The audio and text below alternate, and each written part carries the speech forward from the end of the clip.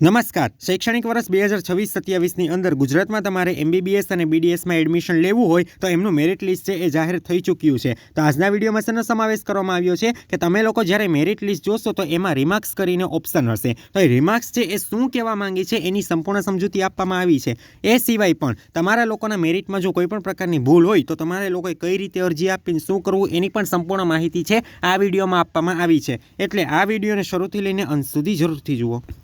તો આપણે લોકો રિમાર્ક્સ છે એ જોઈ લઈએ. તો જે વ્યક્તિના નામની પાછળ રિમાર્ક્સ નંબર 1 છે એ લાગેલ હશે તો એનો મિનિંગ શું થાય કે your claim for reserve category is subject to finalize by authority.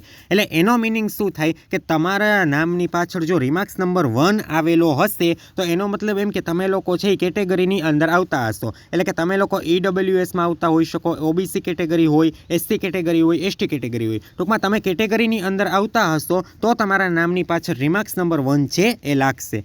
Clear થઈ ગયું? એ તમારી કેટેગરી સૂચવે છે કે તમે લોકો કેટેગરીની અંદર આવો છો. જો તમે લોકો જનરલ કેટેગરીની અંદર આવતા હશો તો રિમાર્ક્સ છે એ આવશે નહીં. આ વસ્તુ ક્લિયર થઈ ગયું? હવે આમાં જુઓ એનો અર્થ શું થાય કે તમારા દ્વારા કરવામાં આવેલ રિઝર્વ કેટેગરી ક્લેમ હાલમાં અંતિમ રીતે માન્ય થયેલ નથી. એટલે એનો મતલબ શું? તમે લોકોએ તમારી રીતે જે કેટેગરી માટે સર્ટિફિકેટ આપવાના હોય એ આપી દીધા.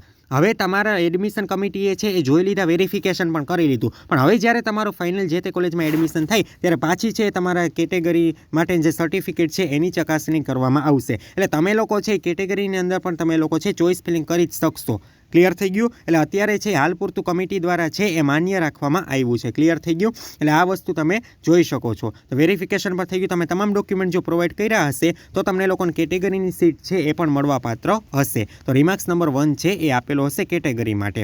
હવે રિમાર્ક્સ નંબર 3 આપેલો હોય તો એનો મતલબ શું થાય કે only eligible for the NRI candidate. તો આ રિમાર્કનો અર્થ શું થાય કે માત્ર NRI સ્ટુડન્ટ છે એ એના માટે જ એલિજિબલ છે એ તમે લોકો જોઈ શકો છો. એટલે કે ઉમેદવાર છે એ ગવર્મેન્ટ કોટા અને મેનેજમેન્ટ કોટામાં નહીં મળે, પણ જે વ્યક્તિને NRI કોટા એટલે નોન રેસિડેન્સ ઓફ ઇન્ડિયન કેટેગરીમાં જેને મળતું હશે તો એ લોકોને NRI સીટમાં મળશે. ગવર્મેન્ટ કોટા અથવા તો મેનેજમેન્ટ કોટાની અંદર છે એ એડમિશન મળશે નહીં. આ વસ્તુ ક્લિયર થઈ ગઈ? તો જેને રિમાર્ક નંબર 3 લાગતો હશે એનો મિનિંગ આ થાય છે. ક્લિયર થઈ ગયું? એના પછી રિમાર્ક્સ નંબર 4 છે કે eligible for NRI government quota અને મેનેજમેન્ટ કોટા. હવે તમને ખબર છે કે ભાઈ જે વ્યક્તિઓ NRI કોટામાં એપ્લાય કરતા હોય તો એ વ્યક્તિઓ NRI સીટમાં છે એ જ અવેલેબલ હોઈ શકે. હવે રિમાર્ક્સ નંબર 4નો મતલબ એ થાય કે જે તે ઉમેદવાર છે એ ગવર્મેન્ટ કોટામાં પણ ચોઇસ ફિલિંગ કરી શકે છે, મેનેજમેન્ટ કોટામાં પણ ચોઇસ ફિલિંગ કરી શકે છે અને NRI કોટા 3 પ્રકારના કોટાની અંદર છે એ લોકો એલિજિબલ છે. ક્લિયર થઈ ગયું? એટલે આ વસ્તુ તમે છે ખાસ ધ્યાનમાં રાખો. જેને રિમાર્ક્સ નંબર 4 હશે એનો મિનિંગ આ જ થશે. એના પછી રિમાર્ક્સ નંબર 5 તો એ શું સૂચવે છે કે eligible four only reserve category seat of the MBBS. એટલે એનો મિનિંગ થાય કે જે વ્યક્તિના નામની પાછળ છે રિમાર્ક્સ નંબર 5 હશે તો એનો મતલબ એમ થશે કે ઉમેદવાર છે MBBS કોર્સમાં માત્ર રિઝર્વ કેટેગરીની સીટ માટે છે એ એલિજિબલ છે. ક્લિયર થઈ ગયું? તો તમે લોકો ઓપન કેટેગરીની અંદર આવતા હશો અને તમારે એ લોકોને જો 212થી ઓછા માર્ક્સ હશે તો તમે લોકો MBBS કોર્સમાં રિઝર્વ કેટેગરીમાં અવેલેબલ નથી. ક્લિયર થઈ ગયું? એલિજિબલ નથી. હવે જો તમે લોકો કેટેગરીની અંદર આવતા હશો ને તમારે 177થી 212 વચ્ચે માર્ક્સ હશે તો તમે લોકોને તમે કેટેગરીમાં આવતા હશો તો તમારે છે એ નામની પાછળ રિમાર્ક્સ નંબર 5 છે એ લાગેલ હશે. ક્લિયર થઈ ગયું કે eligible for the reserve category seat of the MBBS. આ વસ્તુ તમને ક્લિયર થઈ ગઈ? એના પછી તમે લોકો જોઈ શકો છો કે રિમાર્ક્સ નંબર 5.1 તો એ કોના માટે અવેલેબલ છે કે eligible only reserve category seat of the BDS. તમને ખબર છે કે જનરલ કેટેગરી માટે 212થી વધુ છે ક્વોલિફાઈંગ સ્કોર છે નક્કી કરવામાં આવ્યો છે અને કેટેગરી માટે 177થી લઈને 212 સુધી છે. તો આ એટલા વચ્ચે જે વ્યક્તિઓના માર્ક્સ હશે ને એ લોકોએ ફોર્મ ભરેલું હશે તો એને રિમાર્ક્સ નંબર 5.1 છે એ પણ લાગુ પડશે BDS કોર્સ માટે. ક્લિયર થઈ ગયું? એના પછી તમે સ્પેશિયલ કોટા રિમાર્ક્સ છે એ જોઈ શકો છો. રિમાર્ક્સ નંબર 7 અને રિમાર્ક્સ નંબર 8. તો રિમાર્ક્સ નંબર 7 કોના માટે છે? NHL કોટા માટે અવેલેબલ હશે અને રિમાર્ક્સ નંબર 8 છે એ SMC કોટા માટે એટલે કે સુરત મ્યુનિસિપલ કોર્પોરેશન માટે એલિજિબલ તમે હશો તો રિમાર્ક્સ નંબર 8 છે એ તમને લોકોને લાગુ પડશે. આ વસ્તુ ક્લિયર થઈ ગઈ? હવે જો તમારા લોકોને છે ને મેરિટ લિસ્ટ ને એ બધું આવી ગયું છે. હવે એના ઉપરથી તમારે કોલેજની પસંદગી કરવી ખૂબ મહત્ત્વની છે. જો તમે કોલેજની પસંદગીમાં સેજ પણ ભૂલ કરશો તો તમારે આડાઅવળું છે એ થઈ જશે. તો એના માટે છે તમે અમારા પેઇડ કાઉન્સેલિંગ છે એની અંદર પણ જોડાઈ શકો છો. એમાં તમારે જોડાવું હોય તો શું કરવાનું છે? આ બંને મોબાઈલ નંબર તમને ડિસ્પ્લેમાં દેખાય છે અને એ બંને મોબાઈલ નંબર નીચે ડિસ્ક્રિપ્શનમાં પણ આપી દીધા છે. એ બંનેમાંથી કોઈ પણ નંબરમાં તમારે વોટ્સએપમાં મેસેજ કરીને સંપૂર્ણ પેઇડ કાઉન્સેલિંગ વિશે જાણકારી છે એ મેળવી લેવાની રહેશે. હજી જો તમને લોકોના રાઉન્ડના નિયમોને ક્લિયર ના હોય તો તમે અમારી સાથે છે એ પેઇડ કાઉન્સેલિંગની અંદર વહેલી તકે છે એ જોડાઈ જજો કે જેથી તમને લોકોને કોલેજ પસંદગીને બધી વસ્તુ સરળતા રહે. હવે એના પછી રિમાર્ક્સ નંબર 10 કોના માટે છે કે only eligible for the MBBS course. તમને ખબર છે કે ભાઈ તમારે 12માં છે એ અમુક પર્સન્ટેજ હોવા જરૂરી છે. કોના માટે? BDS કોર્સમાં તમારે એડમિશન લેવું હોય તો એમાં તમને ખબર છે કે ભાઈ 50% તમારે ઓછામાં ઓછા હોવા જરૂરી છે. કેટેગરી માટે છે એ 5% ઓછા છે. ક્લિયર થઈ ગયું? એટલે 45% છે એ તમારે હોવા જોઈએ. જુઓ, આ તમે એલિજિબિલિટી છે એ જોઈ શકો છો કે ભાઈ BDS માટે ઓપન અને EWSમાં 50% હોવા જોઈએ, PWD ઓપન અને EWSમાં તો 45% હોવા જોઈએ, અને SC, ST અને OBC કેટેગરી માટે કેટલા હોવા જોઈએ? 40% છે તમારે બોર્ડમાં હોવા જોઈએ. ક્લિયર થઈ ગયું? જો આ તમારે બોર્ડમાં નહીં હોય તો તમે લોકો ખાલી MBBS સીટ માટે છે એ એલિજિબલ હશો. BDS માટે તમને લોકોને એડમિશન મળશે નહીં. ક્લિયર થઈ ગયું?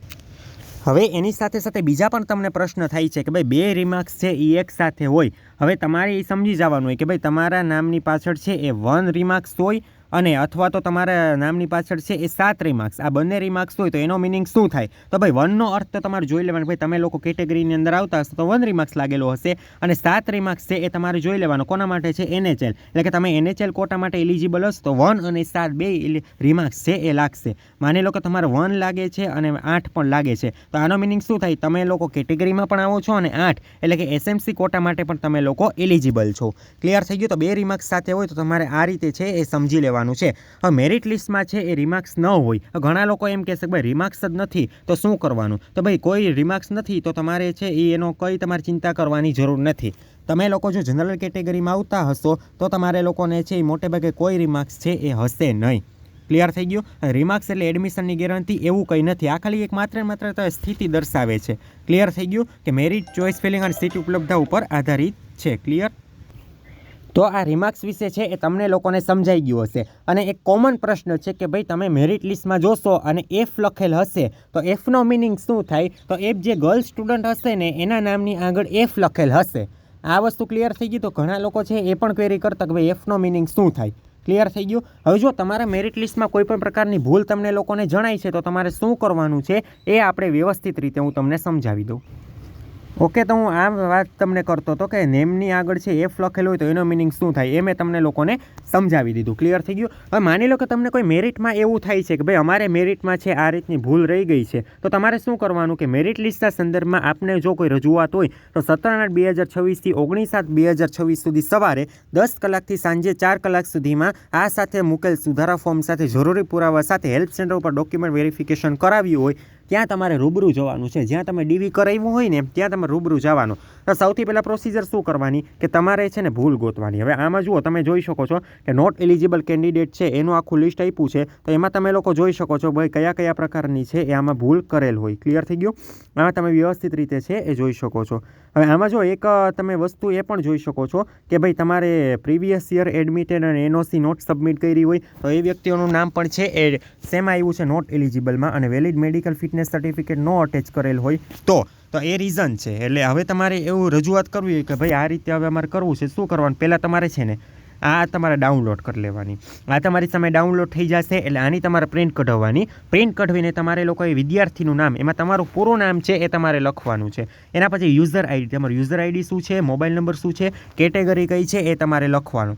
હવે કેટેગરી લખો છો તો આમાં મેરિટ યાદીમાં છે એ તમારે ફેરફાર કરવાનો છે. તો આદરણીય સાહેબશ્રી, નીચે મુજબની માહિતી પ્રમાણે મેરિટ યાદીમાં ફેરફાર કરી આપવા વિનંતી. તો મેરિટ યાદીમાં ફેરફારનું કારણ શું? તમે લોકોએ જો જૂનું સર્ટિફિકેટ અપલોડ કર્યું હશે તો એ તમારું વેલિડ ન ગણાય. એટલે તમારે શું કરવાનું? મેરિટ યાદીમાં ફેરફારનું કારણ તો એમાં તમારે આ વસ્તુ છે એ તમારે લખી નાખવાની. તો ભાઈ valid fitness certificate is not updated. Clear થઈ ગયું? તો વેલિડ ફિટનેસ સર્ટિફિકેટ છે તમે અપડેટ ના કર્યું તે તમારે લખવાનું. તો જૂની માહિતી એમ તમે શું કર્યું કે ભાઈ આ તારીખનું અમે અપલોડ કરેલું હતું. નવી માહિતી તો તમારે આ નવી માહિતી છે એ ઉમેરી દેવાની, અને જરૂરી આધાર અને પુરાવો જે નવું સર્ટિફિકેટ હોય એ તમારે જોડી દેવાનું, અને વિદ્યાર્થીની સહી. ક્લિયર થઈ ગયું? એટલે હા, અને તમારે વેરિફિકેશન ઉપર જે તમે વેરીફાઈ કરાવ્યું ને તો એની પહોંચ અને રજિસ્ટર અને આધાર પુરાવા, તમે વિદ્યાર્થીની સહી છે એ તમારી જે થતી હોય એ તમારે કરી દેવાની. ક્લિયર થઈ ગયું? તો આ તમારે એટલું લઈને તમારે જે આ વેરિફિકેશન કરાવ્યું હોય ત્યાં તમારે જવાનું છે.